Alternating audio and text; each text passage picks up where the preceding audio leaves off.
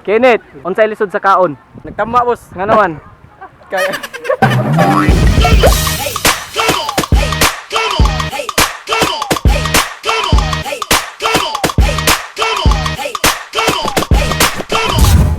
Yo, what's up? This is J Pro John Pelchi.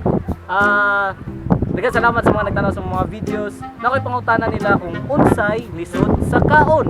Ang lisod sa kaon, kantong di katulon. Basig doon, tigibate siya tutulan.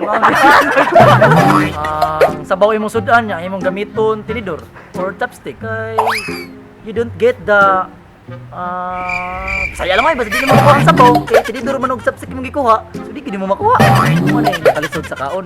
Kanang di ka katon, ka naging feeling nga maglupad-lupad na ka, maglisod na kagkaon na na. So ayun, ginanin niyo. Hindi mo kaon. Pag may sudan, Bahala na na. mga kaon.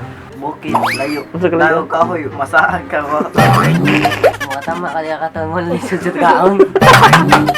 Bukid, kuan ka na maglisod ka kung wala rin dito. Di sakit. Yung lisod mo sa kaon. Lisod sa kaon. Idol na mga albularyo. Ka may lisod sa kaon. Bukid. Lisod sa kaon bukid sa muna nga. Iguan wat na kay hawak. Lisod ka sa kaon. Lubi nga way hakak kay wa man si hakak mo slide dyan sakkan mo. Ang maganga, kaya maganga, di ka kaon. Nagtama, boss. Kaya...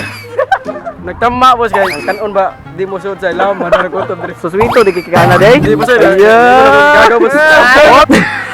Yun, di ka tulon. Kung magtama ka, di ka tulon. Di ka mukhaon.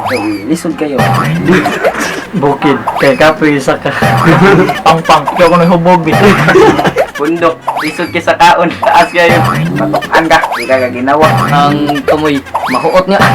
Bukid kay tumoy man kayong bukid. Di ka kasaka ba magugma.